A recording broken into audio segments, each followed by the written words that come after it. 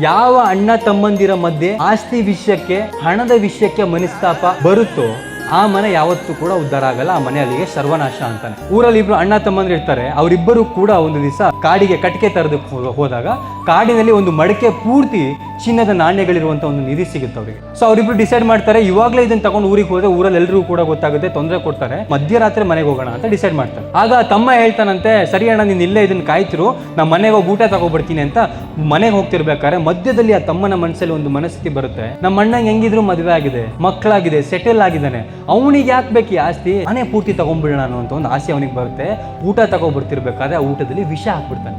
ಇನ್ನೊಂದು ಕಡೆ ಅಣ್ಣನ ಮನಸ್ಸಲ್ಲಿ ಒಂದು ಆಸೆ ಬರುತ್ತೆ, ನನ್ನ ತಮ್ಮನಿಗೆ ಇನ್ನು ಮದುವೆನೇ ಆಗಿಲ್ಲ, ಅವ್ನಿಗೇನು ಜವಾಬ್ದಾರಿಗಳಿಲ್ಲ ನನ್ನ ಮೇಲಿದೆ, ನನ್ನ ತಮ್ಮನಿಗೆ ಯಾಕೆ ಬೇಕಿದು, ಇದು ಪೂರ್ತಿ ನಾನೇ ತಗೋಬೇಕು ಅಂತ ಅವ್ನು ಡಿಸೈಡ್ ಮಾಡ್ತಾನೆ.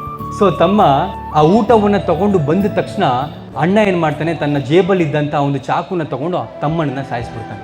ಸೊ ತಮ್ಮಣ್ಣನ ಸಾಯಿಸಿದ ಮೇಲೆ ಹೊಟ್ಟೆ ಹಸಿತಿತ್ತಲ್ಲ, ರಾತ್ರಿ ಊರಿಗೆ ಹೋಗಬೇಕು.